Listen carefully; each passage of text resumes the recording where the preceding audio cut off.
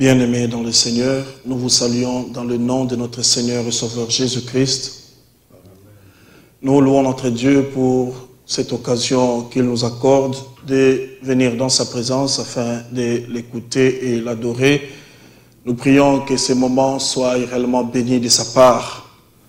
Nous allons louer notre Dieu avec quelques cantiques à la gloire de son Saint-Nom. Nous allons chanter « Tout est possible à celui qui croit, c'est la loi de la foi ». Le 29, page 10.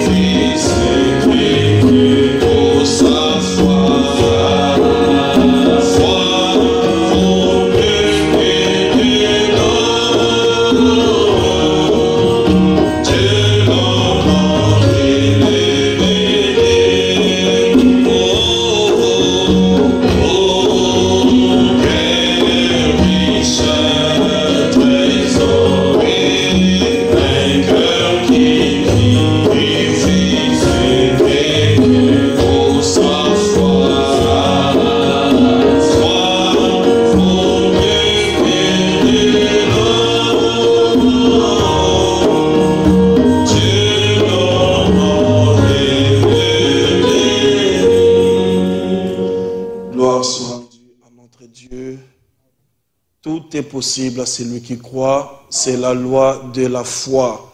Amen. Rien n'est impossible à notre Dieu, mais tout est possible à celui qui croit. Que le nom de notre Seigneur soit exalté. Nous allons lire une écriture et nous allons ensuite prier. Nous prenons nos Bibles dans 1 Jean au chapitre 3. Nous allons lire du premier verset jusqu'au verset 3.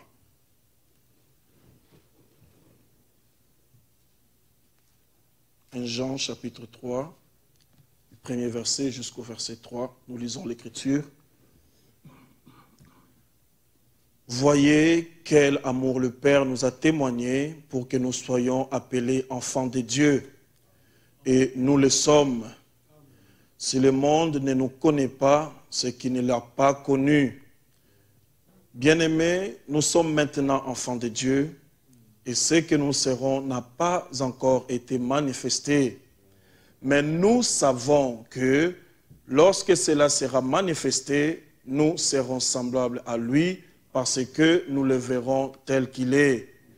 Quiconque a cette espérance en lui se purifie comme lui-même est pur. Puisse le Seigneur bénir sa parole. Amen. Nous allons nous abandonner entre les mains du Seigneur.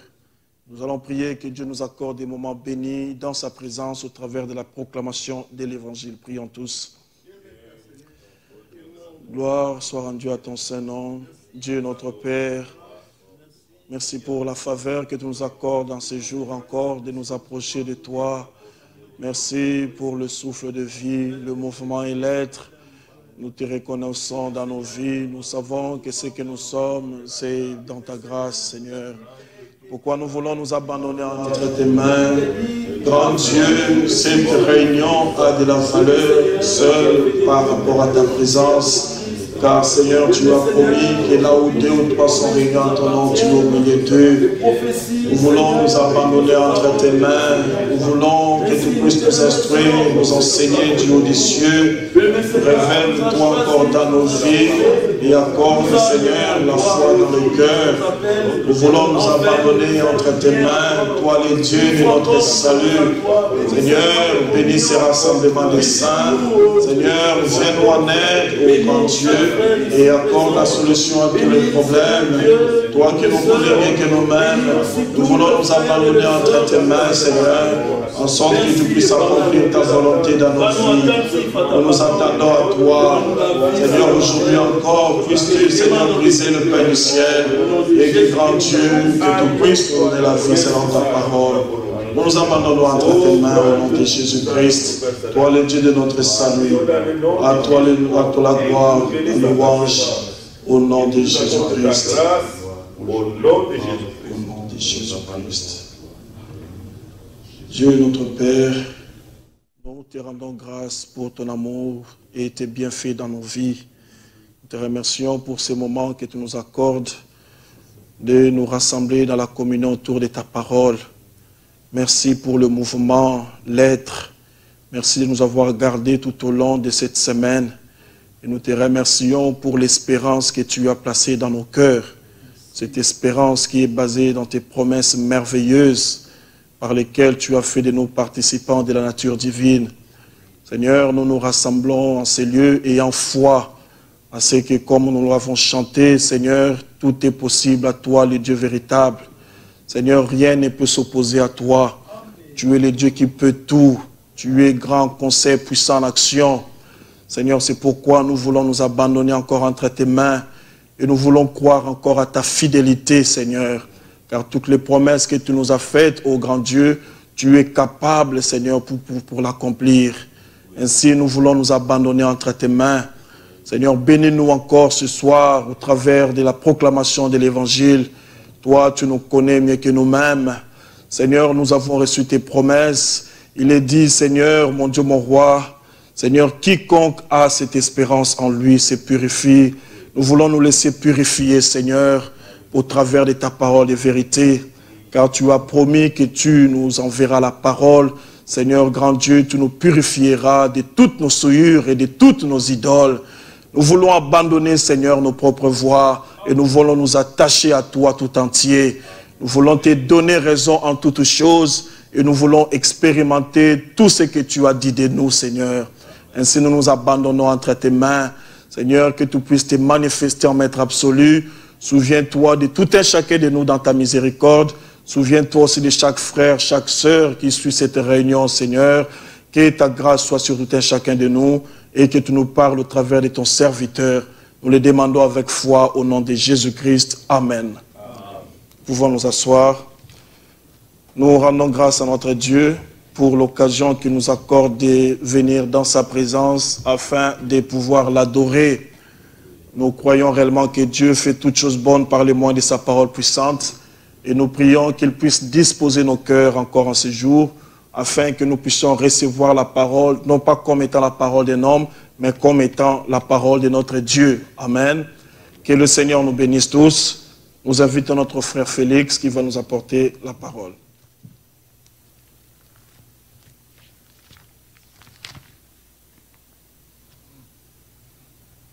Chantons le 281. Il y a un pays au-delà des étoiles. Il y en a aussi en anglais. Mais nous chantons en français.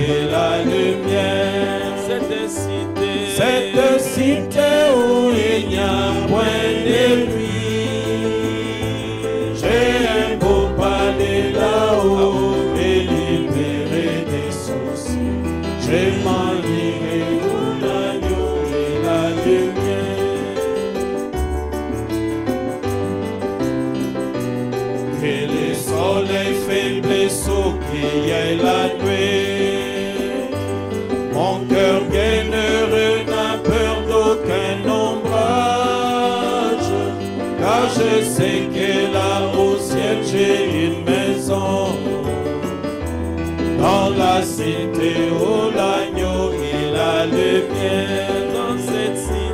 Dans cette cité, oh l'agneau et la lumière. Oh, cette cité, oh il n'y a point de nuit. J'ai un beau palais là-haut, libéré des soucis. Je m'en irai, oh l'agneau et la lumière.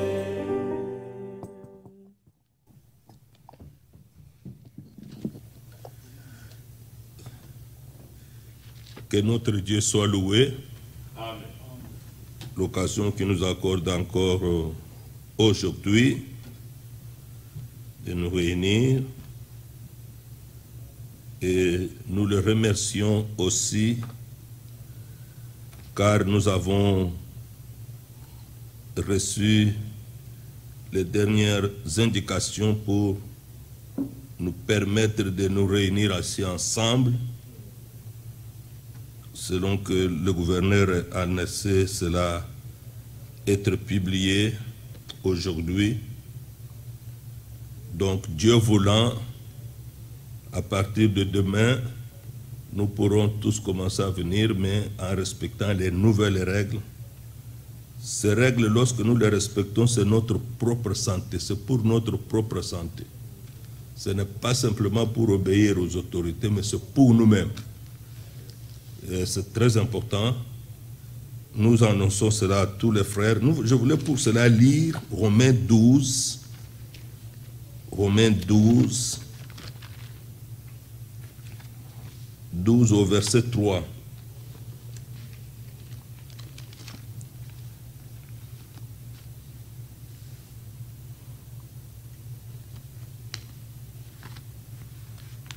Par la grâce qui m'a été donnée,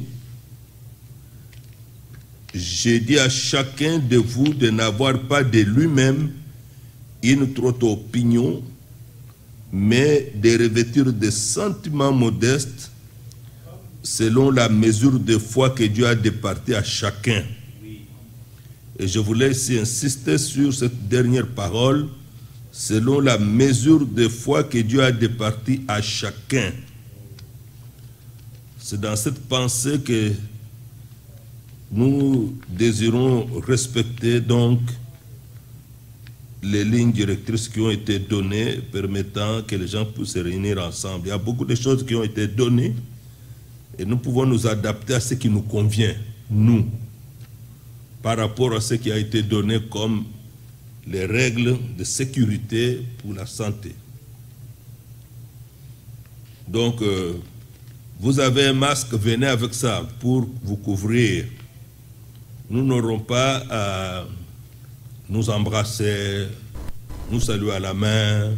Nous allons éviter ces choses, garder la distance, mais adorer notre Seigneur et écouter la parole jusqu'à ce que toutes ces choses vont terminer, parce qu'il n'y a rien qui restera éternellement. Nous remercions Dieu pour ce qu'il a fait et nous remercions chacun de nous que nous ayons encore la possibilité. Nous avons attendu plus de 2 mois pour que nous puissions encore de nouveau avoir un service divin normal. Nous avons lu dans 1 Jean 3, nous pouvons lire encore d'autres écritures, mais recevons les salutations de notre frère Adélard à Paris qui nous a salués au nom du Seigneur. Nous ajoutons à 1 Jean chapitre 3 qui parle de notre espérance, Jérémie 33. Jérémie 33.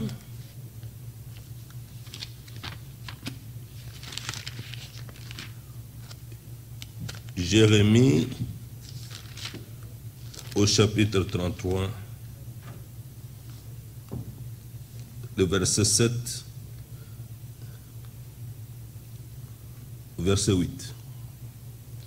Je ramènerai les captifs de Juda et les captifs d'Israël, et je les rétablirai comme autrefois. je les purifierai de toutes les iniquités qu'ils ont commises contre moi. Je leur pardonnerai toutes les iniquités par lesquelles ils m'ont offensé, par lesquelles ils se sont révoltés contre moi. Au verset 11, les cris de réjouissance. Commençons au verset 10. Ainsi parle le Seigneur, on entendra encore dans ces lieux dont vous dites il est désert, il n'y a plus d'hommes, plus de bêtes. On entendra dans les villes de Juda et dans les rues de Jérusalem, dévastées, privées d'hommes, d'habitants, de bêtes. On entendra donc les cris de réjouissance et les cris d'allégresse, les chants de la fiancée, du fiancé et les chants de la fiancée. La voix de ceux qui disent « Louez le Seigneur des armées », car le Seigneur est bon, car sa miséricorde durera toujours. La voix de ceux qui offrent des sacrifices d'action de grâce dans la maison du Seigneur, car je ramènerai les captifs du pays, je les rétablirai comme autrefois, dit le Seigneur. Nous pouvons encore ajouter à cela le psaume 42. Psaume 44 plutôt, 44. Psaume 44, le verset 2. Ô Dieu, nous avons entendu de nos oreilles, nos pères nous ont raconté les œuvres que tu as accomplies de leur temps, au jour d'autrefois. Que Dieu soit loué. Amen.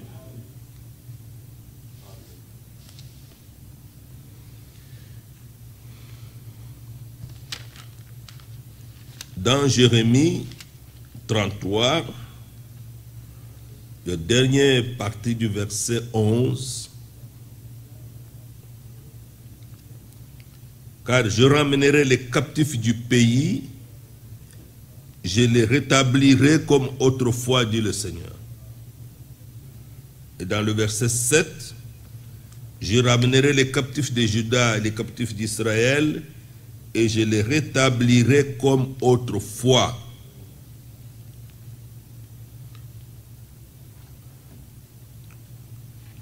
Israël était parti en captivité dans un pays physique, avec les dominateurs physiques. Aujourd'hui, l'Église est ramenée de la captivité babylonienne de Babylone la Grande. Babylone la Grande. Cela demande beaucoup de notre attention parce que le Seigneur parle de les faire sortir des pays de captivité pour les ramener, nous ramener dans notre pays comme cela était autrefois. En rapport avec Babylone la Grande, nous pouvons lire dans Apocalypse 17 ce précieux passage important, verset 1 au verset 5. Puis un des 7 anges qui tenait les 7 coupes vin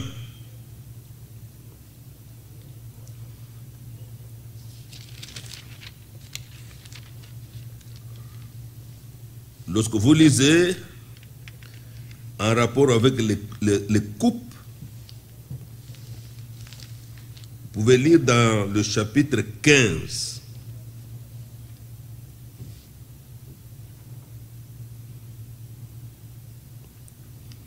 Chapitre 15, au verset 1. Puis j'ai vu dans le ciel un autre ange grand et admirable, un autre signe plutôt, grand et admirable, cet ange qui tenait cette fléau, les derniers, car par eux s'accomplit la colère de Dieu.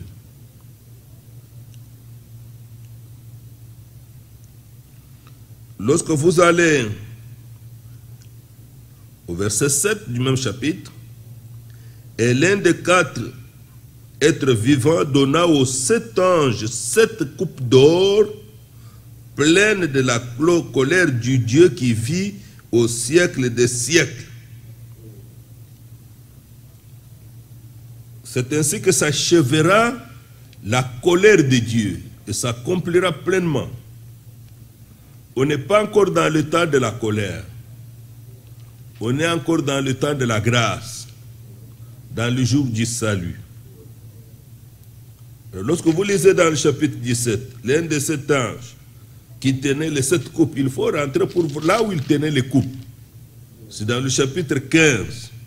C'est un événement important parce que le Dieu que nous adorons, le Dieu d'amour, le Dieu de compassion, de miséricorde, de grâce, est aussi un Dieu de colère, parce qu'il est un Dieu jaloux. Il se vengera de ce que les hommes n'ont pas cru à son offre de grâce. Donc ils étaient 7. Il y a les anges qui ont 7 trompettes. Il y a 7 anges qui sont les 7 messagers de cette église, de cet âge de l'église. Il y a les 7 coupes de colère. Il y a les 7 sceaux. C'est toujours 7, 7, 7. Qui est un chiffre d'accomplissement. Ici donc, nous lisions dans le chapitre 17, verset 1.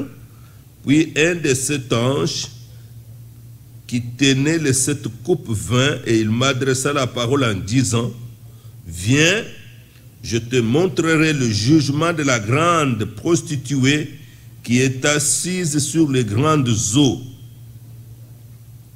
C'est avec elle que les rois de la terre se sont livrés à l'impudicité, et c'est du vin de son impudicité que les habitants de la terre se sont enivrés.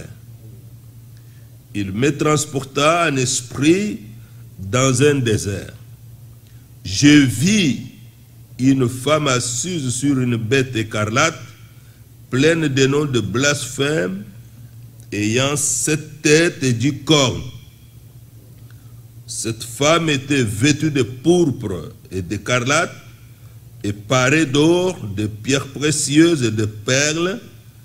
Elle tenait dans sa main une coupe d'or remplie d'abominations et des impuretés de sa prostitution.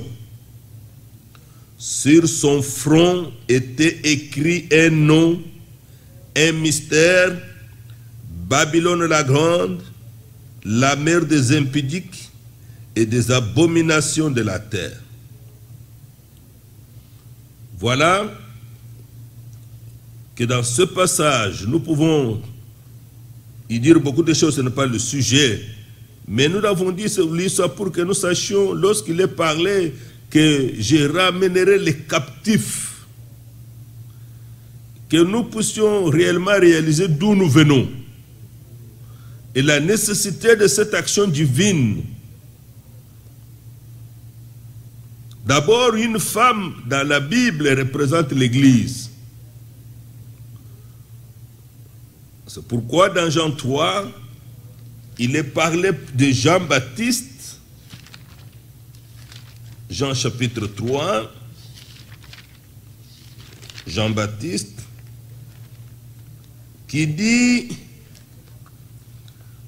au verset 29, celui à qui appartient l'épouse, c'est l'époux, mais l'ami de l'époux qui se tient là et qui l'entend éprouve une grande joie à cause de la voix de l'époux, aussi cette joie qui est la mienne est parfaite. Dans son ministère, il était aussi l'ami de l'époux.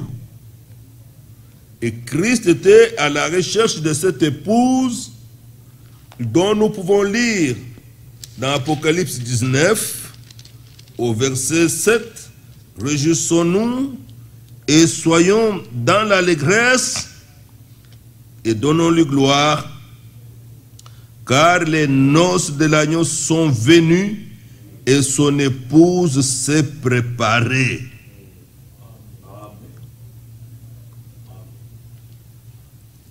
Si c'est la foule nombreuse qui a été enlevée, cette foule, c'est un temps de joie, un temps de réjouissance. Les noces de l'agneau sont venues. Une femme représente l'Église.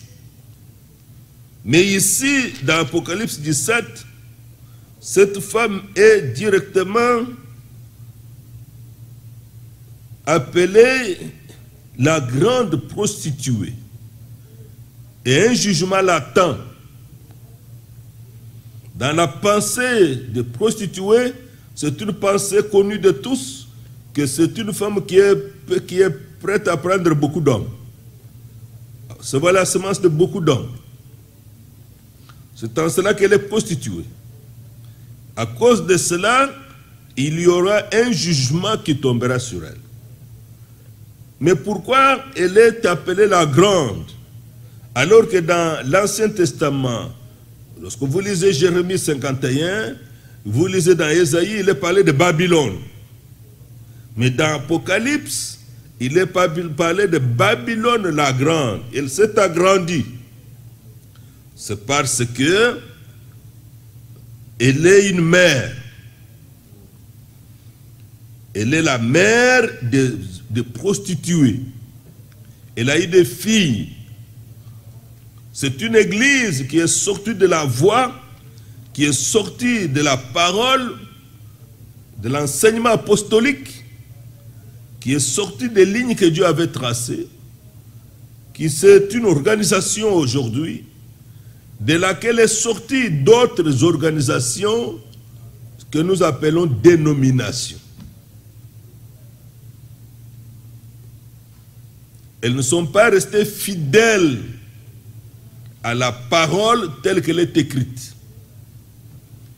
Et qu'elle, selon la révélation que Dieu lui-même a donnée. Ainsi sont-elles appelées dans la Bible prostituées. Elle est la mère des prostituées. Elle a enfanté des filles, des églises filles. Et aujourd'hui, il y a même un langage qui dit ils doivent tous rentrer dans l'église mère. C'est un langage connu. En acceptant l'écuménisme, les églises protestantes, pentecôtistes, libres et autres reviennent à leur mère, à la mère, la prostituée. Elles ne sont pas capables de rester uniquement avec la semence de la parole de Dieu. Elle est mère, c'est ce qui est dit au verset 5, sur son front était écrit un nom, un mystère, Babylone la grande, la mère des impudiques et des abominations de la terre. Tout ce qui est mauvais est sorti d'elle. Mais le Seigneur parle, je vous prendrai, je vous ferai sortir, je vous ramènerai.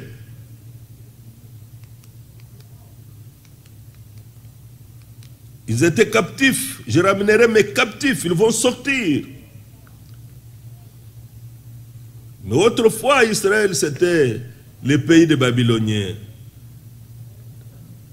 Mais aujourd'hui, spirituellement, l'Église, c'est dans Babylone la grande qu'elle est captive. Cette Église s'est prostituée. La Bible dit que les rois de la terre se sont délivrés à l'impudicité avec elle. Elle a pris des choses païennes qui sont entrées dans l'Église. Comme aujourd'hui encore, on peut constater une grande mondanité dans l'Église. Une grande mondanité dans l'Église. Mais le Seigneur a promis qu'il va ramener son Église, la faire sortir de cette mondanité, de cette Babylone, de toutes ces semences fausses La pensée principale, c'est que Dieu rétablira l'Église. Seigneur de Tout-Puissant, il a la puissance, il a l'autorité, il rétablira l'Église. Il y a un appel à sortir. Nous l'avons lu, je désire relire dans Jérémie 33. C'est important, c'est tellement important. Dans le verset 11, car je ramènerai les captifs du pays, je les rétablirai comme autrefois, dit le Seigneur.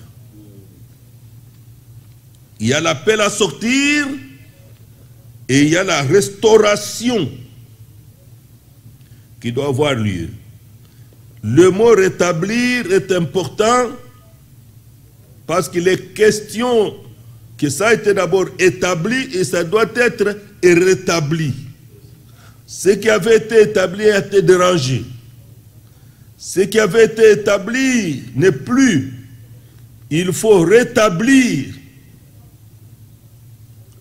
Et le Dieu Tout-Puissant, nous le remercions de tout notre cœur.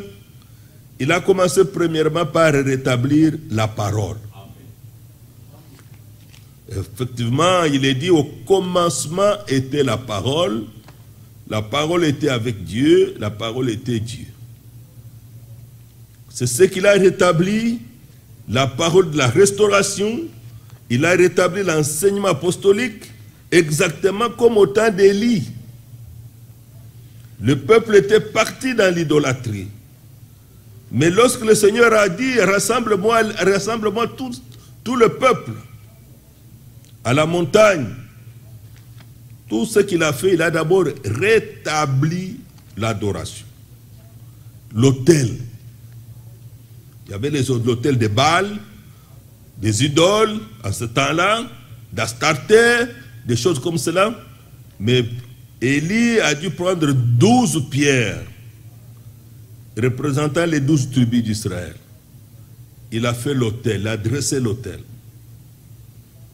Et c'est sur cet autel qu'il a fait le sacrifice, mais un sacrifice particulier, parce qu'il a dû prier. Il avait mis au défi les faux prophètes pour qu'ils invoquent leur Dieu, s'il est Dieu, que ce Dieu-là réponde par le feu, qu'il accepte le sacrifice, qu'il le brûle lui-même, par un feu surnaturel venant du ciel. Nous pouvons lire dans Roi,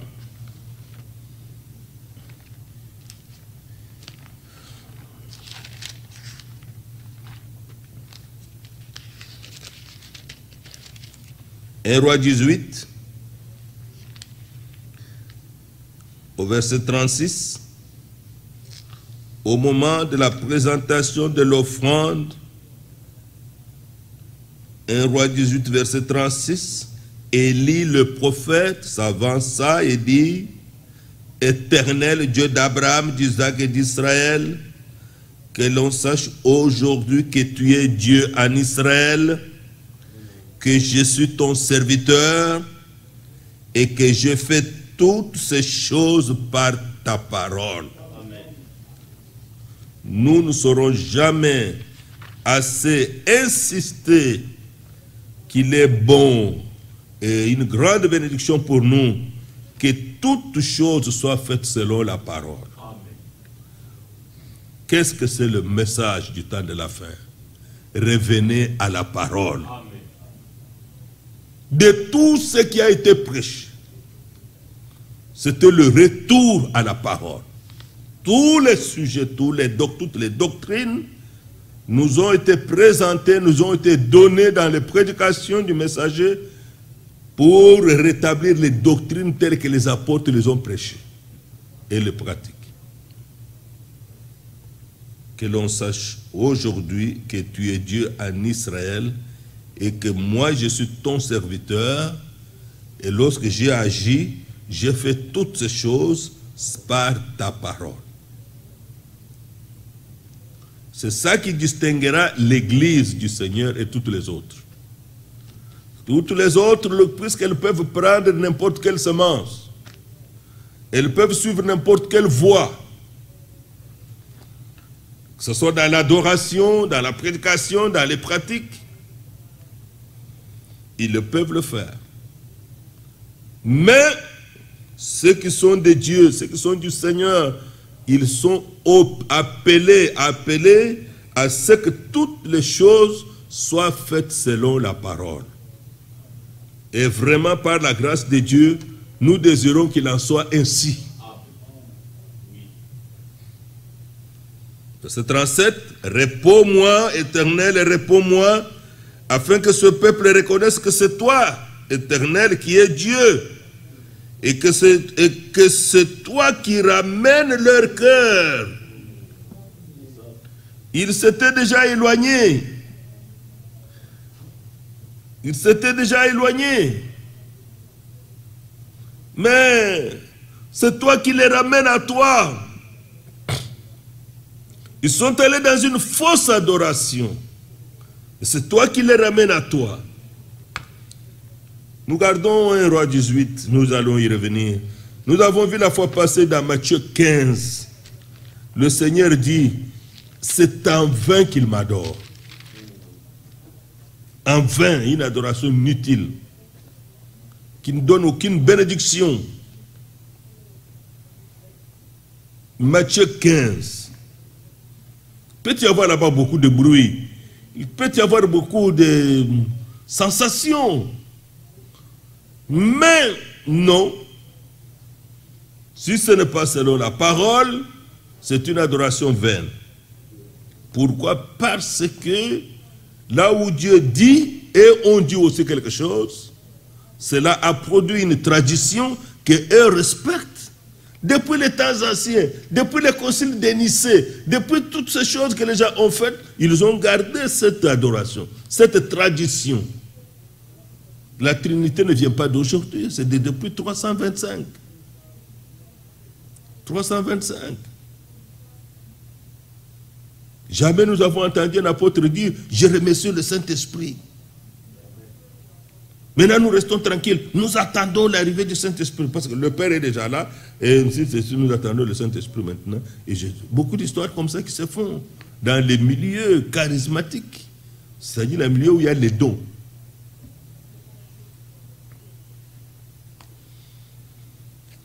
Je venais de voir dernièrement une vision, plutôt une vidéo où un de ces télé-évangélistes qui priait pour un autre, il a l'habitude de faire tomber les gens. Mais celui pour qui il priait, c'était un vieux. Alors, c'est béni, il priait pour celui-là. Alors, maintenant, celui-là devait tomber. Il l'a tenu pour qu'il ne tombe pas. Ça, nous n'avons jamais vu dans la Bible. Ceux qui tombent sur leur face, devant la présence de Dieu, la puissance. Il l'a tenu pour 2 fois, il a voulu tomber, il l'a tenu. Et les gens étaient déjà là pour le garder. Il n'a pas voulu qu'il tombe. Il priait pour lui pour qu'il ait l'onction, encore l'onction, pour le travail. Vous voyez? J'ai regardé la vidéo de voilà comment les gens font des histoires. Ce n'est pas possible. Ici,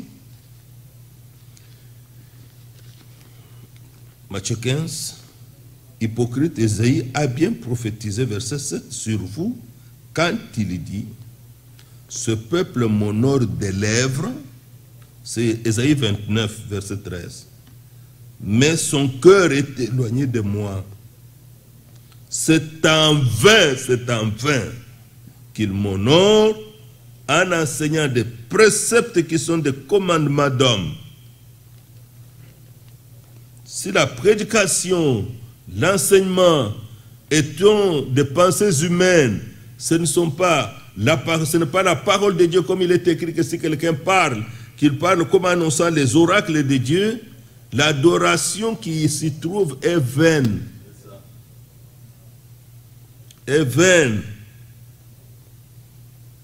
Israël était allé dans une fausse adoration et maintenant l'homme de Dieu prie pour que Dieu confirme que c'est lui qui est Dieu en Israël et que c'est toi, Seigneur, qui ramène leur cœur. lorsque nous parlons de la restauration, c'est Dieu qui ramène le cœur à l'enseignement apostolique. Ce n'est pas l'effort d'un homme. Ce n'était pas l'action d'Élie. Verset 38 de 1 roi 18.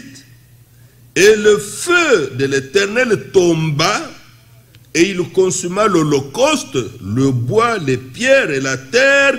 Il absorba l'eau qui était dans le fossé. Dieu a répondu à cette prière.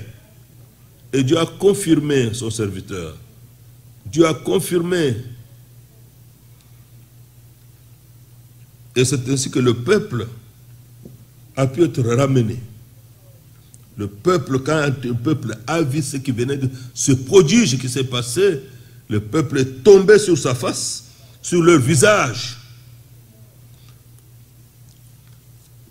Nous voulons dire à tous que dans la Bible, les gens, dans la présence de Dieu, sous la puissance du Saint-Esprit, ne tombent pas sur le dos. Ne tombent pas sur le dos comme vous les voyez dans les vidéos de télévision ou sur vos tablettes ou sur dans vos téléphones. C'est populaire, mais c'est faux. Les gens tombaient sur leur visage en signe d'adoration. Et ce n'est pas simplement les gens, même Moïse, même Daniel, même Jean, l'apôtre Jean, sont tombés aussi sur leur visage. Et ce qui se passe dans ces pratiques-là, celui qui les fait, lui, ne tombe même pas. Mais Moïse tombait. Daniel est tombé. Paul dit même que si dans l'assemblée des croyants, tous prophétisent, que les secrets des cœurs sont dévoilés, et que quelqu'un étant venu parmi vous, un inconnu, un visiteur, il tombera sur son visage, il dira que Dieu est réellement au milieu de vous. Les termes sont bien clairs. Il tombera sur son visage. Il ne tombera pas sur le dos.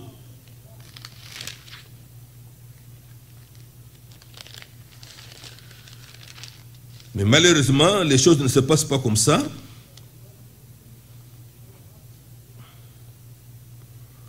J'aime que les passages bibliques soient donnés lorsque vous discutez avec les gens qui sont dans ces pratiques. Vous pouvez les éclairer avec la Bible. 1 Corinthiens 14,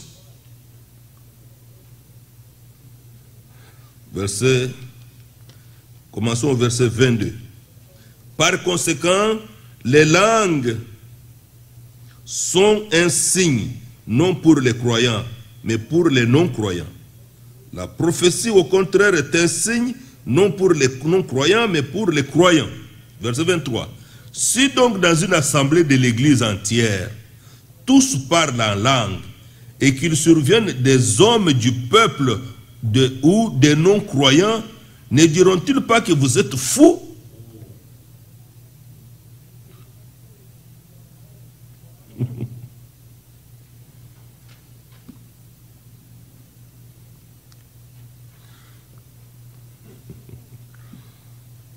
Maintenant, verset 24.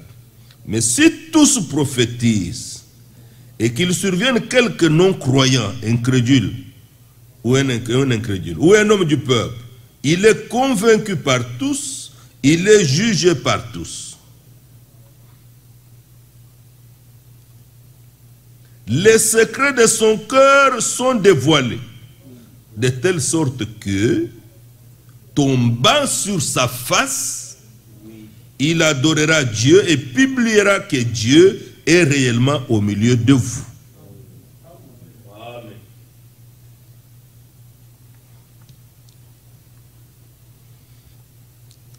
Peut-être qu'un jour nous parlerons sur l'utilisation des dons comme le don, le petit don de parler en langue. Verset 27. En est-il qui parle en langue? Oui. Que deux ou trois ou plus au plus parlent. chacun à son tour, et que quelqu'un interprète. Ici, il s'agit des langues qui sont sorties comme message. Il faut qu'il y ait un, deux ou trois. Lisons très bien pour que vous voyez. 2 ou 3 au plus parlent. Pas beaucoup. Toute écriture est inspirée de Dieu. Que 2 ou 3 parlent, chacun à son tour, et que quelqu'un interprète. S'il n'y a point d'interprète, qu'on se taise dans l'église. Et qu'on parle à soi-même et à Dieu. Qu'on parle à soi-même et à Dieu, ça veut dire qu'on ne doit pas l'entendre. Mais dans ces milieux charismatiques, vous entendez ça, ils parlent en langue, ils ne respectent pas la parole. C'est pourquoi le Seigneur dit, vous qui commettez l'iniquité, vous qui commettez l'iniquité, il ne faut pas le faire. Il n'y a que lorsqu'il s'agit d'un message qu'on peut parler, et que quelqu'un puisse interpréter, mais qu'il y ait 2 ou 3 tout au plus, pas plusieurs. Pas en commençant à sentir là-bas, ça commence par le prédicateur lui-même, non. Ça ne doit pas être ainsi. Le Saint-Esprit n'a pas ordonné les choses de cette manière. Bon, ce n'est pas ça dont nous parlons, mais nous comprenons par là que Dieu doit rétablir l'ordre divin. Dieu doit ramener ces choses, que ces choses soient comme c'est écrit dans la parole de Dieu.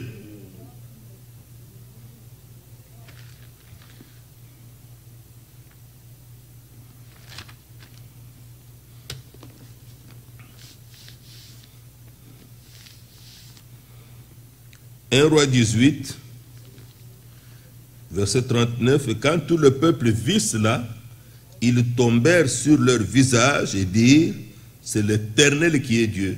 C'est l'Éternel qui est Dieu. Bientôt aussi le Seigneur confirmera le message.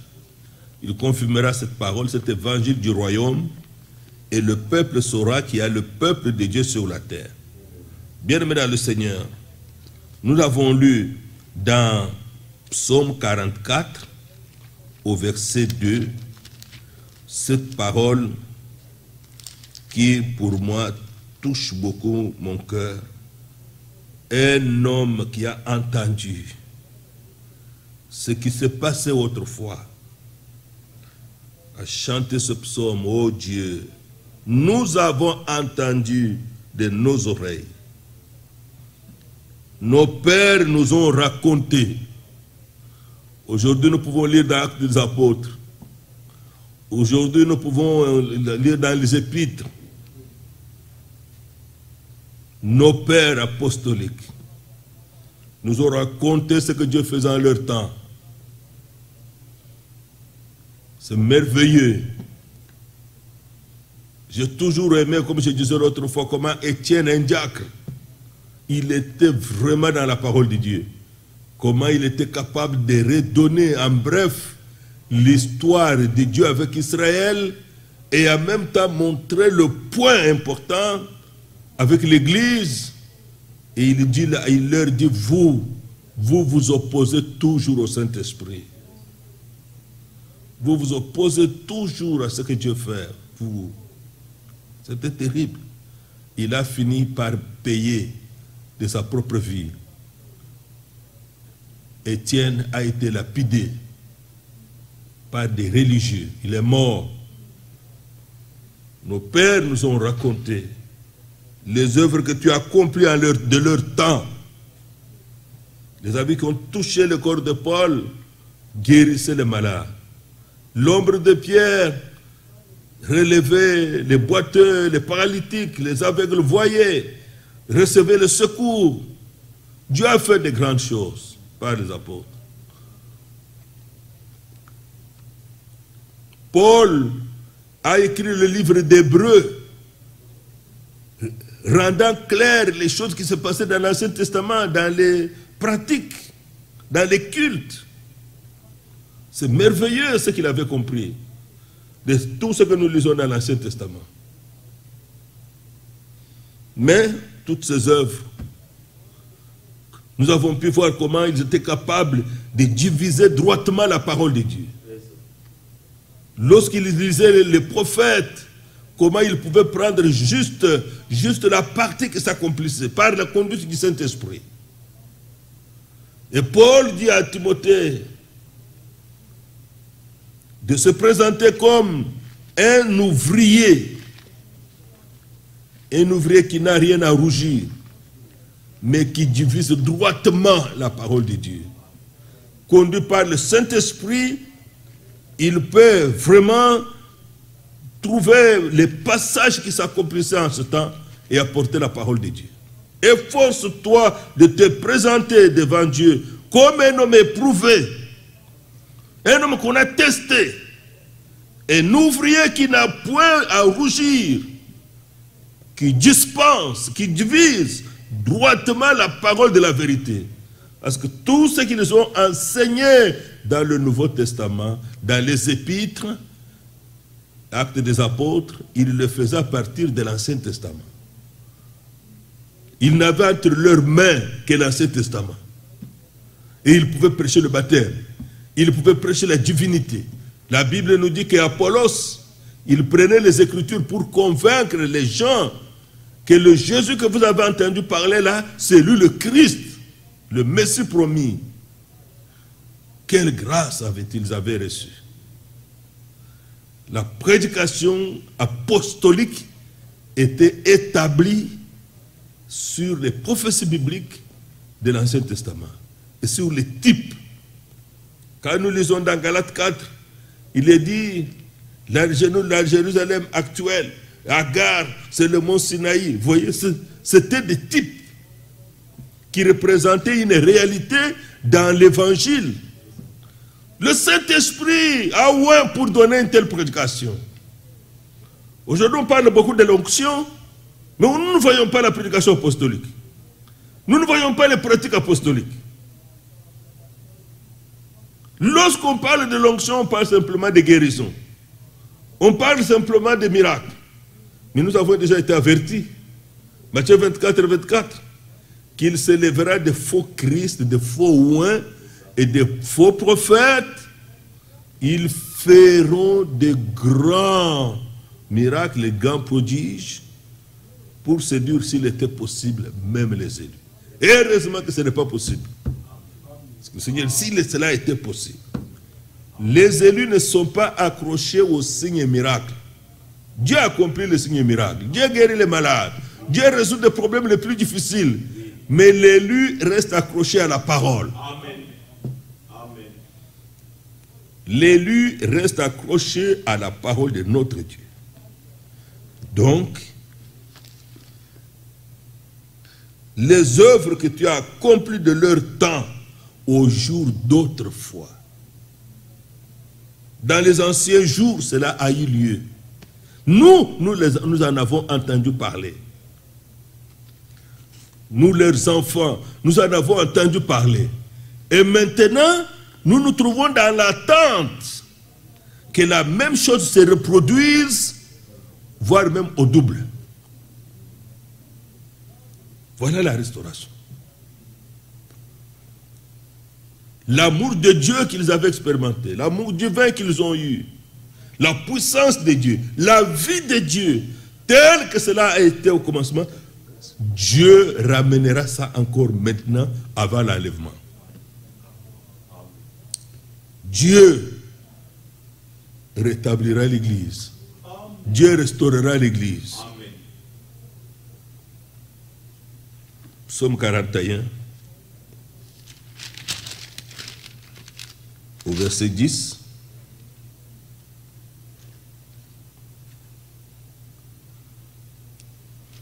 Au verset 11 plutôt. Toi, Éternel, verset 11, toi, Éternel, aie pitié de moi et rétablis-moi.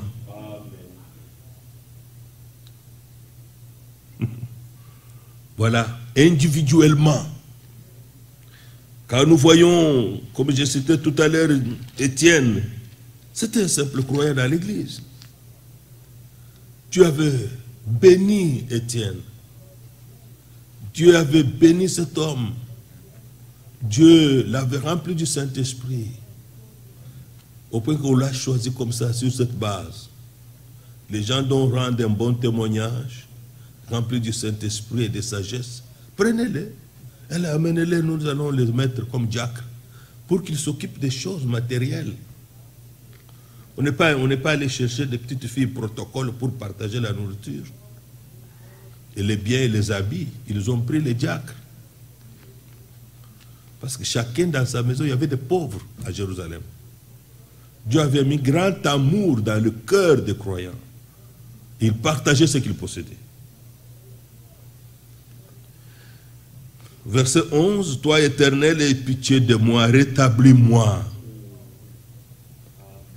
Car nous comparons notre vie, notre marche à ceux qui ont été avant nous dans la foi, dans l'acte des apôtres. Chacun individuellement criera comme ça à Dieu. Rétablis-moi, Seigneur. Rétablis-moi. Je veux être comme ceux-là, comme ils croyaient, comme ils pratiquaient, comme ils vivaient. Je veux cela, que cela ait lieu pour moi.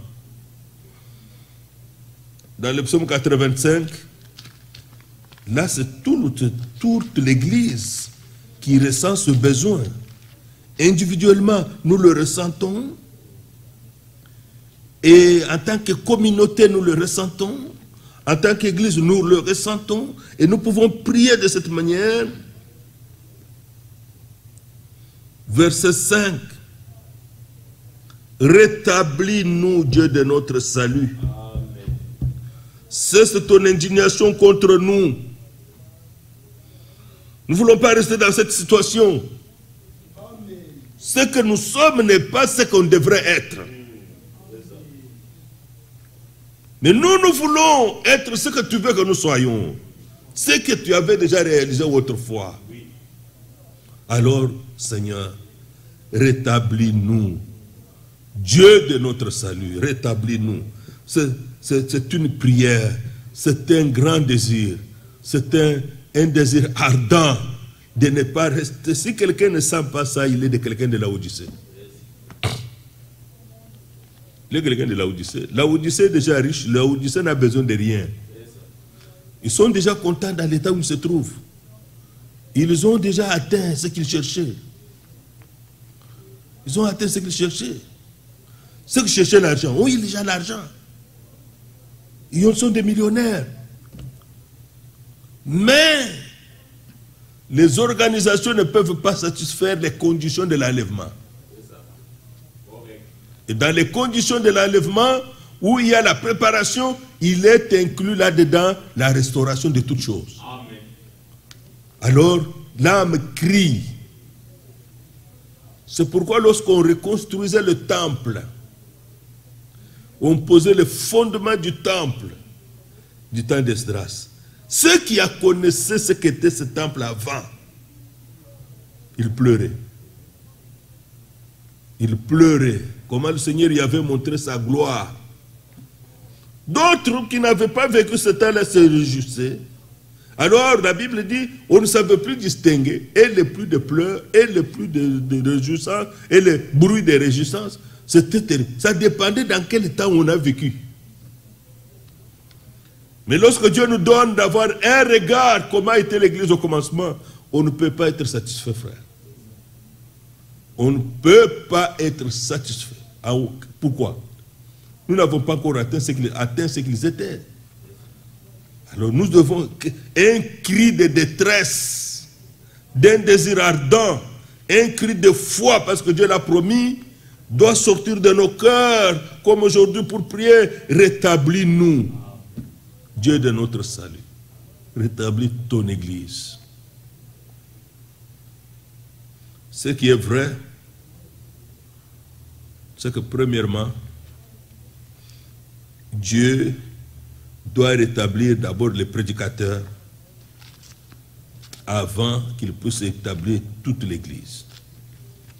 De même que le Seigneur a pu premièrement envoyer un ministère prophétique restauré pour apporter un évangile totalement restauré il faut qu'il y ait des hommes capables qui puissent apporter au peuple de Dieu un évangile restauré. Ésaïe 1, verset 26. Ésaïe 1, verset 26. Je rétablirai tes juges tels qu'ils étaient autrefois et tes conseillers tels qu'ils étaient au commencement. Amen. Aujourd'hui, on tranche des choses charnellement dans l'église, c'est là qu'on est amis ou quoi que ce soit, et où on donne des réponses. Je me rappelle une fois, un frère était allé se marier, trouver une fiancée dans une église dénominationnelle, et c'était maintenant le moment du mariage. Il y a quand même eu une rencontre. Il y avait un problème qu'il fallait régler, et ils sont venus voir notre bien-aimé frère Moïse. Mon frère Moïse leur a dit, quelle Bible vous lisez?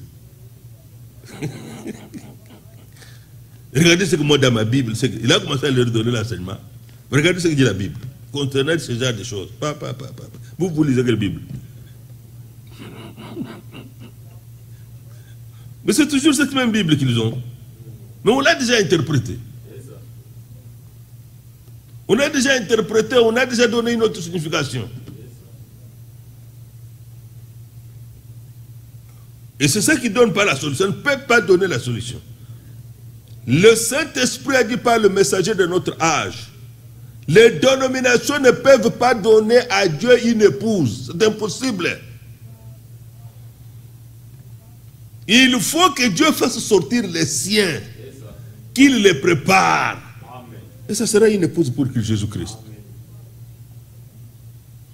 Les systèmes tels que ça y est maintenant, ça ne peut pas produire ce que Dieu attend à la fin pour l'enlèvement.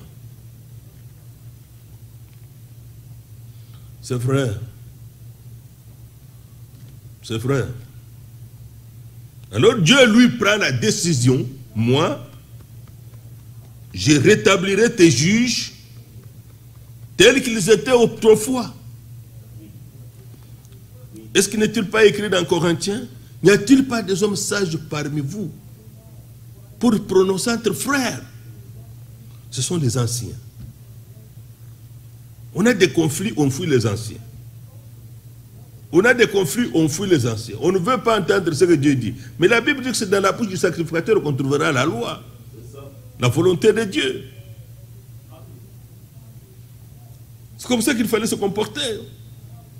La situation ne peut pas changer si on ne peut pas revenir à la parole de Dieu. C'est obligatoire, il n'y a pas de choix. Dans notre marche avec Dieu, on ne peut pas aller de l'avant si on ne peut pas revenir à la parole de Dieu, dit Seigneur, je reviens. La Bible dit dans Jérémie, Éternel, fais-moi revenir, je reviendrai. C'est écrit comme ça, fais-moi revenir, je reviendrai. C'est merveilleux. Jérémie 31,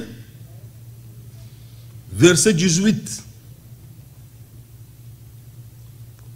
J'ai entendu Ephraïm qui se lamente. J'entends Ephraïm qui se lamente. Tu m'as châtié et j'ai été châtié.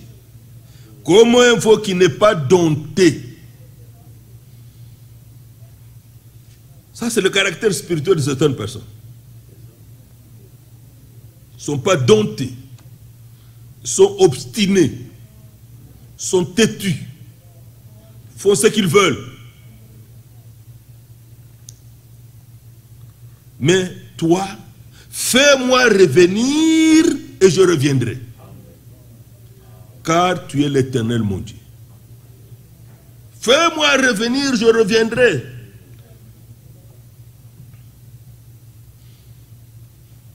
J'aurais aimé une fois qu'on écoute cette prédication, le bon berger ici. C'était juste 42 minutes à peu près, je crois.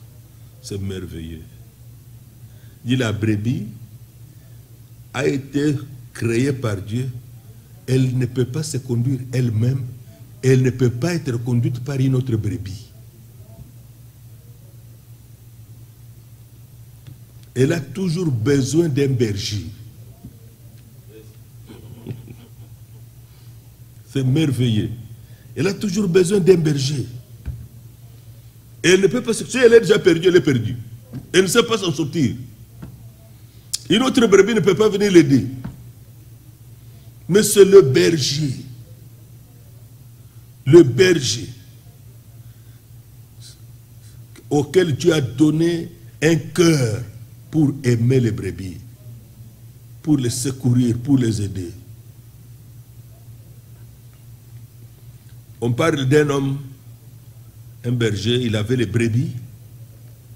Et cette brebis venait de mettre bas, donc devenait des petits. Et elle n'était pas très bien avec les... Elle n'écoutait pas le berger. La maman là, n'écoutait pas le berger. Elle venait de mettre bas les petits. Et un petit. Alors que tout ce que le berger a fait, lui a pris le petit. Il a pris le petit, il l'a porté. Il a commencé à marcher avec. Alors, la mère suivait derrière, le regardait toujours. On dit, mais qu'est-ce que tu portes? Pourquoi tu portes la brebis, l'agneau? Il dit, est-ce qu'elle est malade? Il dit non. Est-ce qu'elle est fracturée? Il dit non. Elle n'a aucun problème. Le problème, c'est la maman. La maman ne m'écoute pas. C'est pourquoi je lui ai pris le bébé ici pour qu'elle puisse m'écouter. Quelquefois, Dieu fait des choses pareilles aux croyants. Il peut prendre à quelqu'un ce qu'il aime le plus pour qu'il apprenne à écouter Dieu. Il dit c'est comme ça. Maintenant que je lui ai pris l'enfant, je suis en train de partir. Vous voyez, il est en train de suivre. Maintenant, il peut écouter. Combien de fois Dieu a parlé dans Jérémie et dans les psaumes, si mon peuple m'écoutait, en un instant, je détruirais ses ennemis. En un instant. La relation du croyant avec la parole est une relation très importante. Amen. Je voulais bien dire, la relation du croyant avec Dieu par la parole est une relation très très importante.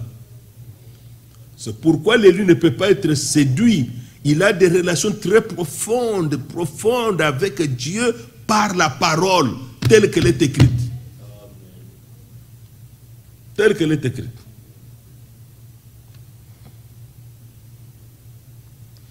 Alors ici, Ephraïm pleure. Fais-moi revenir et je reviendrai. Car tu es l'Éternel mon Dieu. Tu es mon Seigneur. Je t'appartiens. Fais-moi revenir, je reviendrai. Tu m'as appelé un grand salut. La Bible déclare quelque part dans Hébreu, nous ne pouvons pas ignorer, nous ne pouvons pas aller à l'encontre d'un si grand salut. Un salut que le Seigneur lui-même a prêché, et un salut auquel a rendu témoignage ceux qui l'ont entendu, ceux qu'il avait appelés les apôtres. Comment pouvons-nous négliger un si grand salut? À ce grand salut que Dieu nous a appelés, nous ne pouvons plus nous détourner. Seigneur, je sens quelque chose en train de me faire sortir. Fais-moi revenir et je reviendrai. Amen. Amen. Rétablis-nous, Dieu de notre salut. Nous ne sommes pas encore ce que tu voudrais que nous soyons. Que ton plan s'exécute. Habakkuk a dit ça. Accomplis ton œuvre au cours des années. Restaure-nous. Ramène-nous.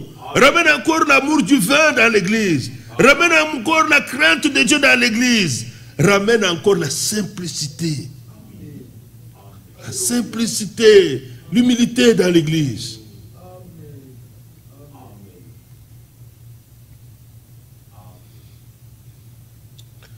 Gloire au Seigneur.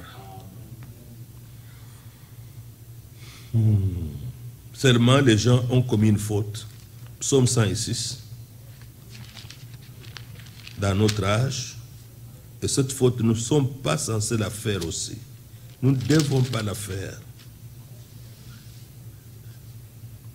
Psaume 106.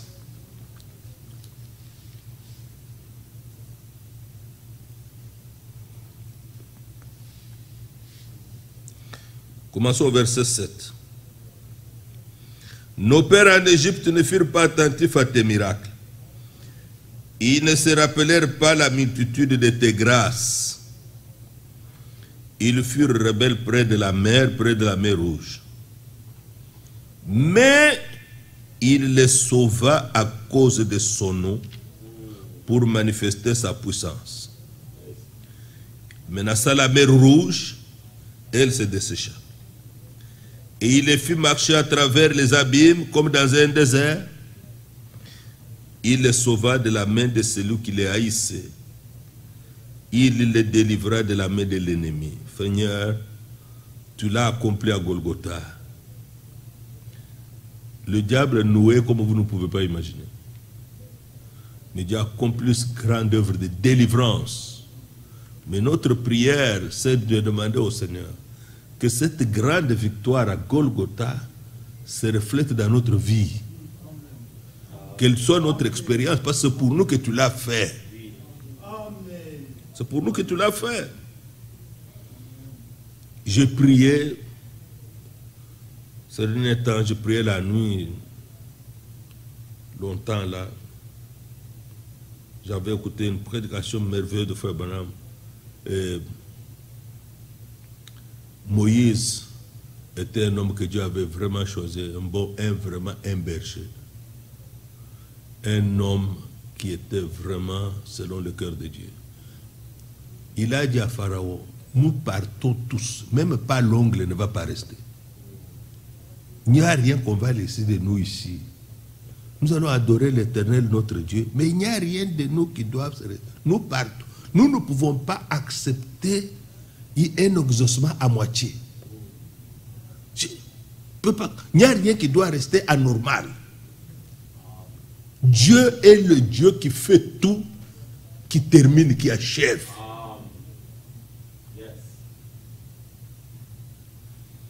Oui, qui achève, parce qu'il est créateur. S'il ne peut pas simplement guérir, il peut créer. Il peut même créer notre organe.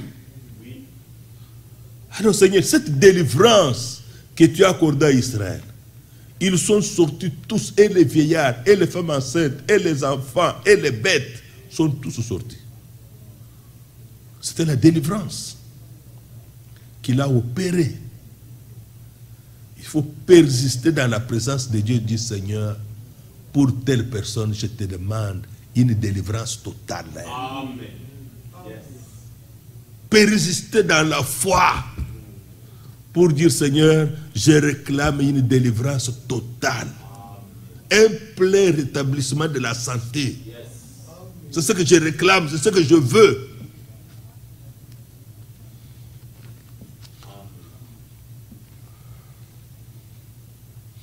C'est ça. Je réclame une délivrance totale. Je réclame totale. Il n'y a rien qui doit rester entre les mains de l'ennemi. Nous prions ici que tous nos bien-aimés qui souffrent, qui ont un peu qui ont des dérangements, on parle bien, mais on a toujours le temps. Comme par maman Élise, la sœur Élise, il y a toujours les dialyses chaque 2-3 fois par semaine. Ça doit s'arrêter, non? La guérison de Dieu doit être totale. Un frère m'a dit au téléphone, mes frères, mais les dialyses, c'est pour toute la vie. Moi, je ne crois pas ça. Je dis non, je ne crois pas. Le rétablissement de Dieu est total. Amen. Yes. Est total. À la croix, Jésus n'a pas dit, j'ai accompli à moitié. Non. Tout est accompli. Amen. La rédemption est accomplie. Le rachat le salut est accompli, tout. Le rachat accompli, Dieu a tout accompli. Yes. Pourquoi, bien-aimés dans le Seigneur, dans la prière, nous réclamons une totale délivrance. Seigneur, que rien de ce que tu as racheté, pour lequel tu as payé le prix le plus élevé, ne reste entre les mains de l'ennemi. Moi-même, Seigneur, que tout mon être te soit soumis. Amen. Que tout mon être soit entre tes mains. Amen. Le corps, l'âme et l'esprit. Soumets-les à ta parole. Amen. Que rien ne reste entre les mains de l'ennemi. Rien, rien, rien, rien. J'ai été racheté totalement. Totalement.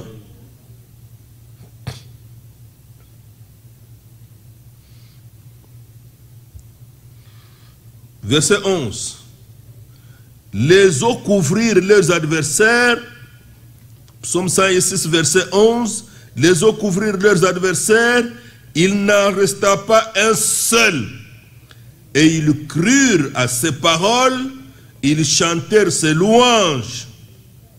Mais ils oublièrent bientôt ses œuvres. Ils n'attendirent pas l'exécution de ses desseins. Dieu nous a sauvés à Golgotha. Le Seigneur a versé le sang pour nous. Notre âme est sauvée. Notre esprit est délivré. Notre corps attend sa rédemption. Quand Christ revient, nous sommes changés en un instant. En un clin d'œil. Mais que Dieu achève ses desseins. Avec nous, nous avons entendu que dans la parole promise, dans la parole de promesse, elle s'accomplit avec ceux auxquels elle est adressée. Dieu n'a pas changé de plan pour dire non, étant donné que Sarah est vieille, étant donné, non, je trouve la solution avec Agar, c'est toujours un enfant. Non. Ça, ce n'est pas notre Dieu. Dieu a refusé cette solution. Dieu a dit à Abraham clairement, ce n'est pas Eliezer, c'est celui qui sortira de toi. Pourquoi? Parce qu'il est créateur, il pouvait le faire. Et qu'est-ce qu'il a fait? Il les a rajeunis. Il les a rajeunis. Il les a rajeunis. Les autres, Hébreux 11.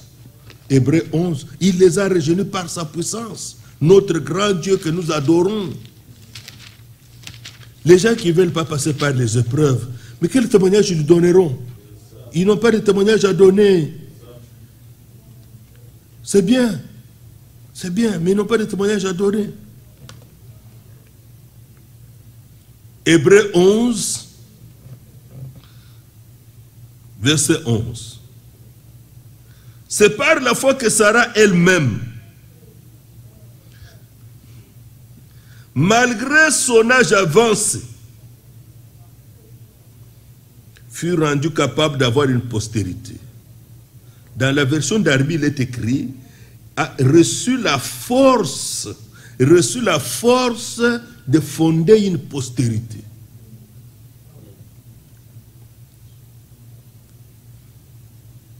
Malgré son âge avancé, elle a reçu la force.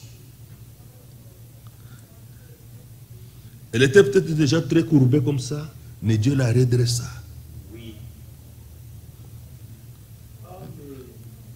Dans Darby, il est parlé qu'elle avait un sein mort. Il n'y avait plus de vie qu'il pouvait encore prendre là-bas. Dieu lui a renouvelé tout pour qu'elle soit en mesure de concevoir et d'enfanter. Stérile, vieille, le sein déjà mort, Dieu a tout renouvelé. Dieu a rajeuni Sarah. Ça, c'est quel témoignage? Par la foi que Sarah elle-même, malgré son âge avancé, fut rendue capable d'avoir une postérité parce qu'elle crut, la foi merveilleuse. Parce qu'elle crut à la fidélité de celui qui avait fait la promesse. Dans Darby, il est écrit, parce qu'elle crut à la fidélité de celui qui avait promis. Elle dit, celui-ci a promis, il est fidèle, il le fera. Amen. Il est arrivé à cette fois-là saisi, elle qui avait ri. C'est pourquoi, ne regardez pas aux faiblesses dans la foi. Il nous est difficile de nous détourner de nous-mêmes. Quelquefois, c'est ça le problème. Il faut arriver à se renier soi-même et regarder à Dieu. Amen. Alléluia. Se renier, regarder à Dieu. C'est lui qui a fait la promesse. Hein. Mais il la fera, il l'accomplira. Sarah s'est accrochée seulement à ça. Que celui qui a promis est fidèle pour faire ce qu'il a promis là. Verset 12, c'est pourquoi d'un seul homme déjà usé de corps. Dans Darby, il est écrit, d'un seul homme déjà avec un corps mort, amorti. Un corps amorti, naquit une postérité nombreuse, comme les étoiles du ciel, comme le sable qui est sur le bord de la mer et qu'on ne peut compter.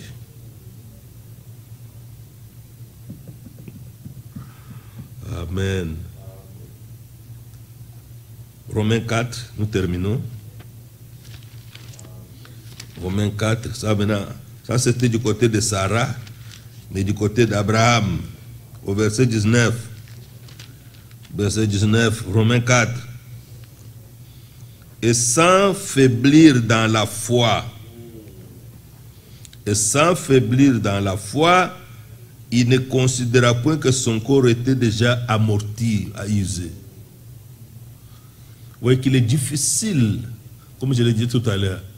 Le croyant veut avoir la solution en regardant d'abord à lui-même. Non. Si Abraham avait regardé son corps usé, 100 ans, il n'aurait rien eu. N'aurait rien eu. La Bible nous montre la démarche qui s'est passée dans son cœur. Il ne considéra point que son corps était déjà usé, puisqu'il avait près de 100 ans, et que Sarah n'était plus en état d'avoir des enfants. Tout ça, c'était devant leurs yeux. Ce n'était pas quelque chose... Aujourd'hui, vous savez, parfois, je ne comprends pas. Je demandais à Frère Moïse de me dire un peu, comment s'expliquer que parmi les croyants, quelqu'un est tombé malade, on dit, frère, ne dis pas ne dis pas aux gens que je suis malade. Moi, je ne comprends pas. Je ne comprends pas. Ne dis pas. On vous cache ça comme ça. Pourquoi? Est-ce qu'il y a une honte d'être malade? Je ne vois pas. Moi, je ne vois pas. Mais ne dites pas aux gens, ne dites pas. Les gens vont se moquer. Je sais qu'il y a des gens qui se moquent, mais moi je ne le ferai pas. Moi, si je l'apprends, je prierai. J'invoquerai le Seigneur. De toutes les manières qu'il me mettra à cœur, je le ferai. Mais il y a des gens qui disent, des croyants, ça ne parle pas des païens. Les païens ne comptent même pas sur Dieu. Mais un croyant, un frère ou une soeur, ne dites pas aux gens que je suis malade. Ne dites pas aux gens que j'ai telle maladie. Ça veut dire, c'est un démon. Nous l'attaquons, nous le chassons. Au nom de Jésus-Christ. Il t'a attaqué, il cherche à détruire ta vie. Parce que la Bible dit, le voleur ne vient que pour dérober, égorger et détruire. Mais Jésus-Christ lui est venu pour donner la vie et la vie en abondance. Et sans faiblir dans la foi, il ne considéra point que son corps était déjà usé, puisqu'il avait près de 100 ans et que Sarah n'était plus en état d'avoir des enfants. Il n'a plus considéré ces réalités négatives. Il n'a pas regardé à ça. Que Dieu nous fasse grâce que pour une solution divine, qu'on ne regarde pas à nous-mêmes. Que Dieu nous accorde une foi inébranlable en sa parole à lui, en sa fidélité, en sa puissance. La Bible dit, il ne douta point par incrédulité, verset 20, au sujet de la promesse de Dieu. Il avait découvert, il avait reçu la promesse de Dieu. Tu lis la Bible, tu reçois la promesse de Dieu. Tu écoutes une prédication édifiante, tu reçois la promesse de Dieu. Il ne douta point par incrédulité, mais il fut fortifié par la foi, donnant gloire à Dieu. Il y a quelque chose de profond qui se passe lorsqu'on a cru la promesse de Dieu. La foi vous fortifie et vous commencez à louer Dieu, à le glorifier, parce que vous savez, verset 21, ayant la pleine conviction, une pleine conviction que ce qu'il promet, Dieu, ce qu'il promet, il peut aussi l'accomplir. Il peut l'accomplir. Il est capable de l'accomplir. Il est puissant pour l'accomplir. Que un tel développement dans la foi puisse avoir lieu à nous. Oui. C'est ça. Ça, c'est Abraham. Il n'a pas considéré son corps, son âge, ni l'âge de Sarah, ni son état. Il ne douta point de la promesse qui était vraie, la promesse qui est sortie de Dieu, qui ne ment point, Dieu qui ne ment point.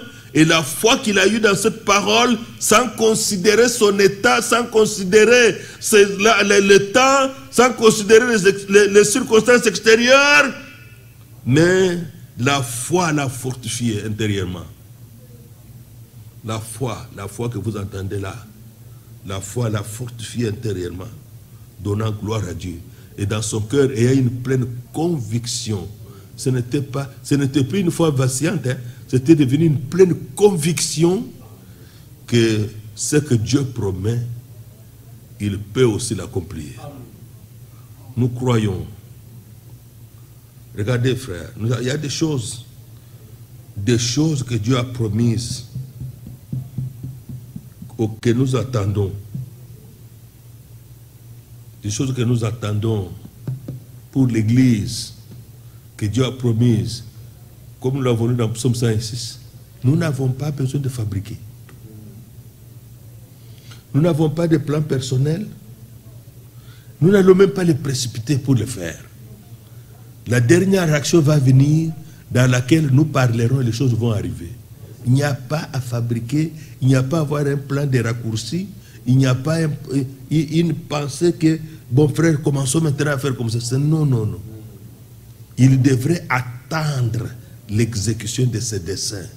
Et nous attendons dans la foi que Dieu exécute ce qu'il a promis, que Dieu exécute la pleine restauration, le plein rétablissement, que nous soyons comme au commencement, que Dieu rétablisse le ministère, que Dieu rétablisse l'Église, qu'il y ait encore des fruits et des dons comme autrefois. Ça sera une œuvre courte. Une œuvre courte. Il fera une œuvre abrégée. Romains 9.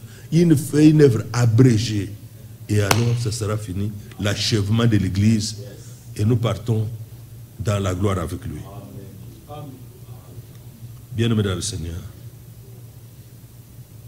La foi, c'est-à-dire, tu ne comptes plus sur toi-même. Tu ne comptes plus sur toi-même.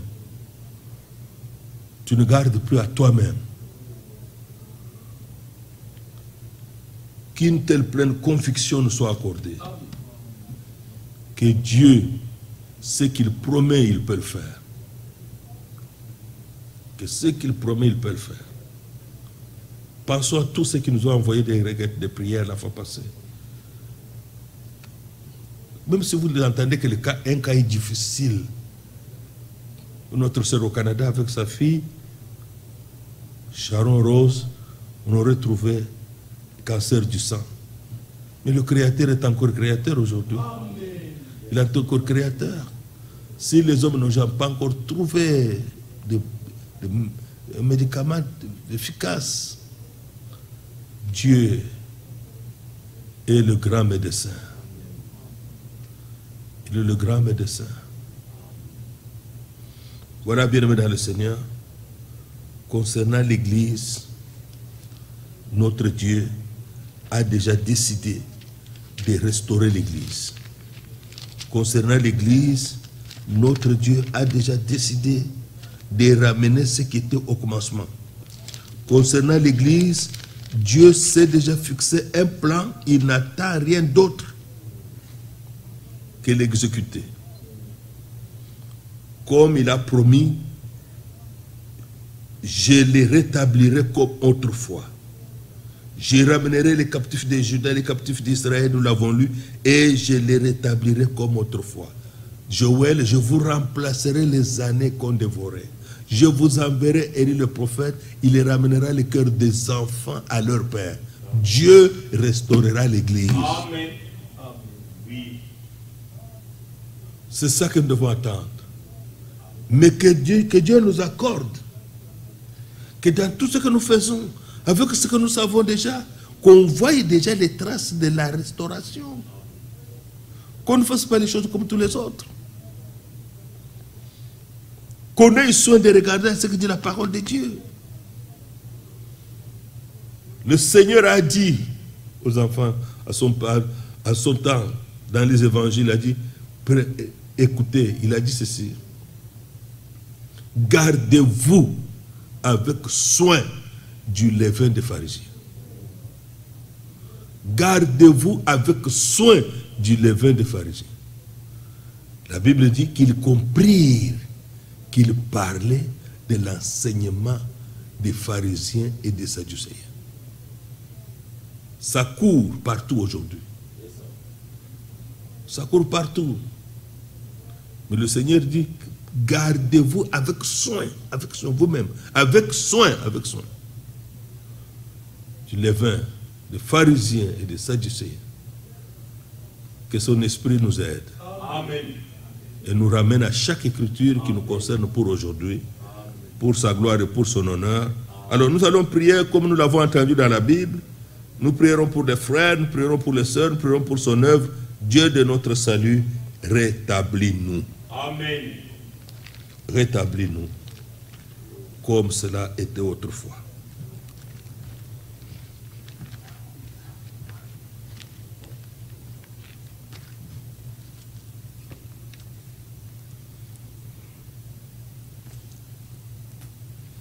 Nous chantons le 25.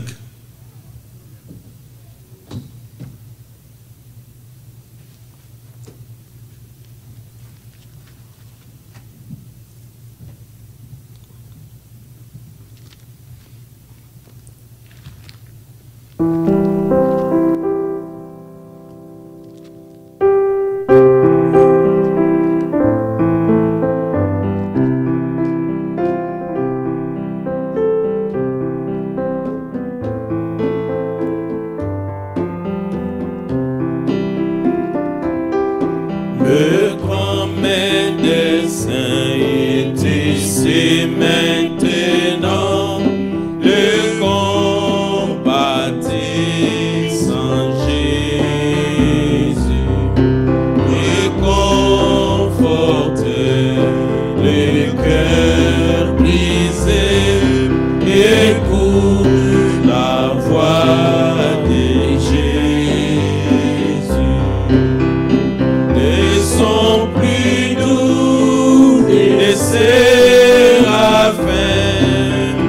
mais non plus doux pour les mortels, les chants plus doux jamais chantés. Jésus, loué soit Jésus.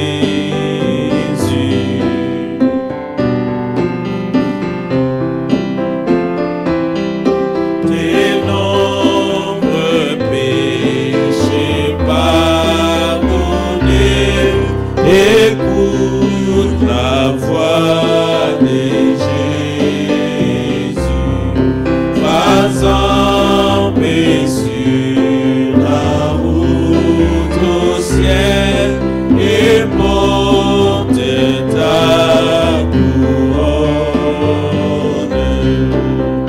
Les sons plus doux des séraphins, le nom plus doux pour les mortels, les chants plus doux jamais chantés.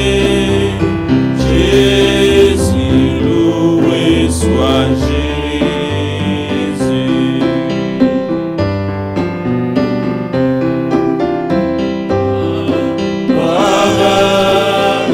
L'agneau immolé, oui, je crois maintenant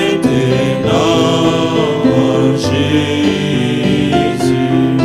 J'aimais le nom béni du Sauveur, j'aimais le nom de Jésus.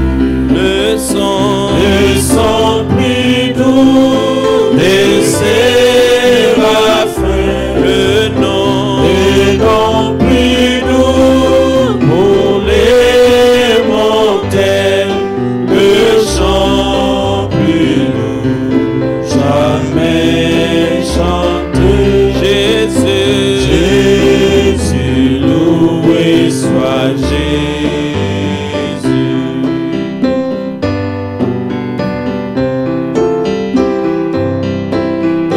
nom disciples faux épais, pas d'autre nom mais Jésus. Combien mon âme s'est réjouie d'entendre ces noms Jésus. Le son plus doux et les séraphins, les noms plus doux et pour les mortels, les chants plus doux, jamais chanter Jésus. Jésus, loué soit Jésus. Le son plus doux, les séraphins, les noms plus doux pour les mortels, le chant plus doux, jamais chanter Jésus, loué soit Jésus. Offrons à Dieu les prières que notre Dieu qui connaît où nous nous trouvons, qu'il nous amène lui, là où il voudrait que nous soyons. Prions Dieu. Bien-aimé Seigneur, tu as un plan, Seigneur, tu as un plan que tu es en train de réaliser, d'accomplir. Seigneur notre Dieu, nous sommes venus à toi qui as décidé de réaliser, d'accomplir la restauration de toutes choses dans notre vie personnelle, dans ma vie. Restaure-moi, Seigneur. Rétablis-moi. Rétablis-moi comme était le croyant d'autrefois, Seigneur. Oh grand Dieu, qui était sous l'influence de Saint-Esprit, qui était sous l'influence de ton autorité, qui était sous l'influence de la parole, qui obéissait, qui vivait dans la simplicité de ta gloire. Oh grand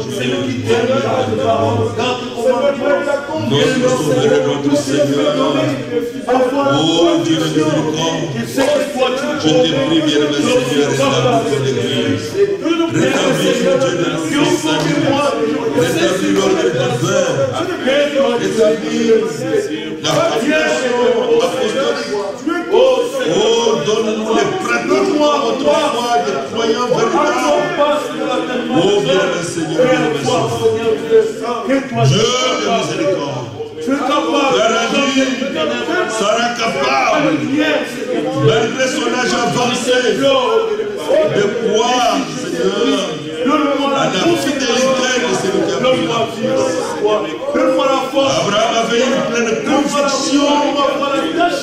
pleine conviction que Dieu, ce qu'il promet, il peut l'accomplir. Seigneur, reproduis cette foi à nous. Reproduis cette foi à nous. Accorde-le, bien-aimé Seigneur, bien-aimé Sauveur, au nom de Jésus-Christ. Oh, il est le grand Dieu tout-puissant. Seigneur, encore aujourd'hui, on peut les bien-aimé Seigneur, bien-aimé Sauveur, dans ton plan de restauration de toutes choses, Dieu de grâce, je te prie. Toi qui connais où j'en suis, toi qui connais où nous en sommes tous, toi qui connais ce qui est mort, toi qui connais ce que nous devons avoir.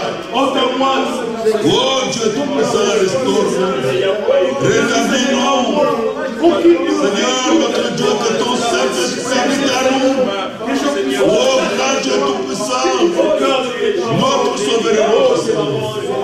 Donne-nous de nous rapprocher toujours de ce que dit la parole. De nous faire toujours de ce que dit la parole. Ouvre nos yeux afin que nous le voyons clairement.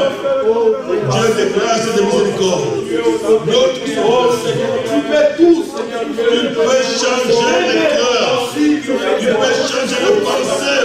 Tu peux récupérer les pensées de le cœur. Mon Seigneur et mon Dieu. Toi qui accordes une délivrance totale. Tu accordes une délivrance totale. Il n'y a rien qui peut rester constant de l'ennemi. C'est pourquoi bien, Seigneur. Le prix a été payé totalement. Je te demande au grand Dieu, totale délivrance.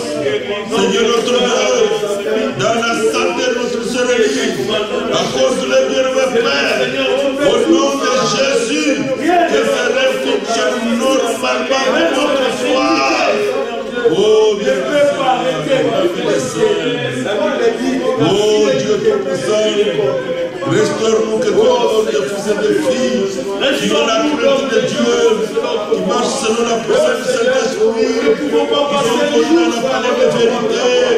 Nous voulons être Seigneur, avoir l'obéissance de la foi. Au nom de Jésus, nous te supplions, manifeste les fruits de l'Esprit, les dons de l'Esprit, marchant dans le nom de Dieu, dans une soumission totale à toi. Au nom de Jésus-Christ, Dieu de grâce et de miséricorde, nous sommes de ton peuple, nous sommes le peuple de ton peuple, nous sommes le peuple que tu as conduit. Réalise ton dessein avec nous. S'il n'atteint pas l'accomplissement de tes desseins, l'exécution de tes desseins, nous voulons que Seigneur. Oh Dieu Tout-Puissant, que tu le fasses. Tu exécutes tous tes desseins à nous, parmi nous et autour de nous. Redonne-nous l'amour du Dieu comme autrefois. Bien, Seigneur. Oh Dieu de grâce. Oh notre N'est-ce pas, Seigneur, que nous, que Jésus Alléluia. N'est-ce pas, Alléluia, le grand Dieu. Alléluia, le Seigneur de gloire. Alléluia, le roi des rois. Toi qui ramènerais les captifs. Oh Dieu de miséricorde. Oh Seigneur. Alléluia. Bénis ton cœur, ramène nos cœurs à toi, comme les jours comme c'est notre foi, la consécration de nos cœurs apostoliques. Oh Dieu, et Seigneur, les soucis de la vie, les occupations de la vie, et nous éloigne par l'essentiel, mais que par ta grâce nous soyons attirés à toi, attirés à vivre comme Jésus, à t'expérimenter, à faire de nouvelles expériences. Oh Seigneur, Dieu, tu peux tout, Seigneur. Rien n'est impossible à toi. Le Seigneur a dit, je ramènerai les captifs. Je ramènerai les captifs du pays. Ces élus, ces brebis, il y en a qui sont encore captifs des liens dénominationnels. Seigneur s'est engagé de les ramener. Nous allons implorer notre Dieu. Le prix a été déjà payé. Nous te demandons, bien-aimé Seigneur, que les captifs encore que tu as déjà rachetés puissent revenir à toi. Prions Dieu. Nous te demandons les captifs, l'appel à sortir, Seigneur. Entraînez encore dans les liens dénominationnels, Seigneur, des organisations religieuses. Oh Dieu, tes élus pour lesquels tu as payé le prix, pour lesquels tu as payé le prix, nous les réclamons ici, nous les réclamons au nom de Jésus, et racheter, Seigneur, que tu connais toi-même, tes élus, notre grand Dieu tout-puissant, notre Père bien-aimé, fais-les sortir de ces liens dénominationnels, fais-les sortir, ramène-les sortir des brebis, conduis leur oreille, entendre ta parole, entendre ton appel, car c'est toi qui appelles encore aujourd'hui, qui appelle à sortir, tu as dit sommes sortir du milieu d'elle, mon peuple de Babylone-Nagrand, sortez du milieu d'elle, l'autre, fais-le, ramène-les à ta parole, ramène-les à toi, ramène-les, Seigneur, à ton programme, ramène-les à ton plan, au nom de Jésus. Oh Dieu de Notre Père Céleste, notre bien-aimé Sauveur, bien-aimé Seigneur, nous te supplions de le faire pour autour de nous ici. Grand Dieu Tout-Puissant, il s'est Seigneur, Chicago, notre Dieu, oh Champagne, à Florida, Seigneur Galsburg, Moma, Seigneur Jacksonville, à Bristol, à Springfield, partout, tout autour, tu connais tes élus. Tu ne connais pas leur nom. Seigneur, qu'ils viennent à toi. Qu'ils viennent à toi, Seigneur, qui tu les ramènes. Viens d'écouter la parole. Ta parole, Seigneur. Oh Dieu de grâce. Notre Sauveur et notre Seigneur. Oh, nous te supplions dans le nom de Jésus. Dans le nom de Jésus. Dieu grand et redoutable et glorieux. Merci pour ta fidélité. Alléluia.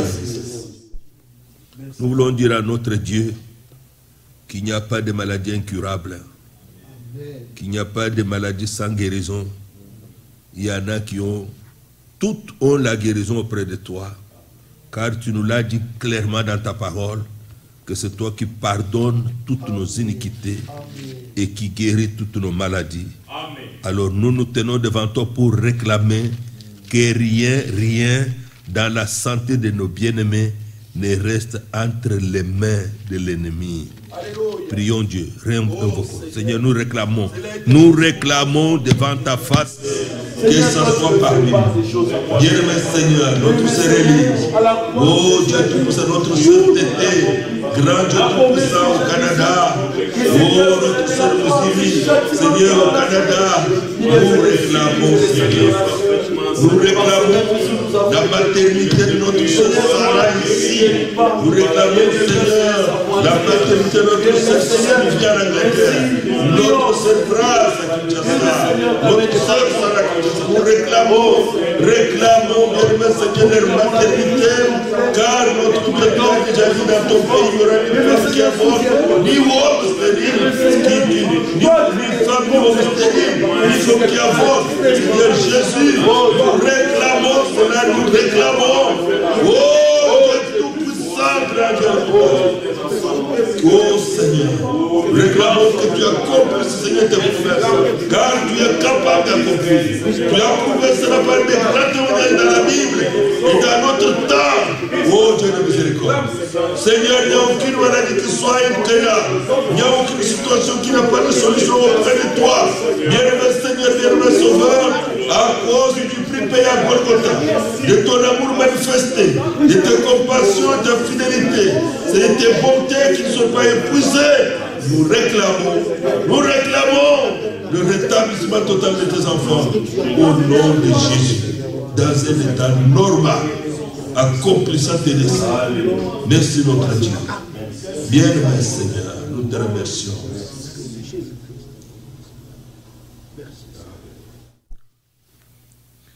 Dieu Tout-Puissant, notre Père Céleste, nos voix sont levées vers toi parce que nous savons que tu es Dieu et tu es le rémunérateur de ceux qui te cherchent. Seigneur, tu veux ramener ce qui était passé. Ce que notre Seigneur, nous admirons quand nous lisons les Écritures. Seigneur, que tu as accompli dans l'Église primitive. Notre Dieu Tout-Puissant, nous te demandons, reproduis la même chose et au double parmi nous, selon ta promesse. Nous attendons l'exécution de tes desseins, mais donne la consolation à ton peuple. Déjà tu as dit, heureux celui qui lit, qui entend les paroles de la prophétie.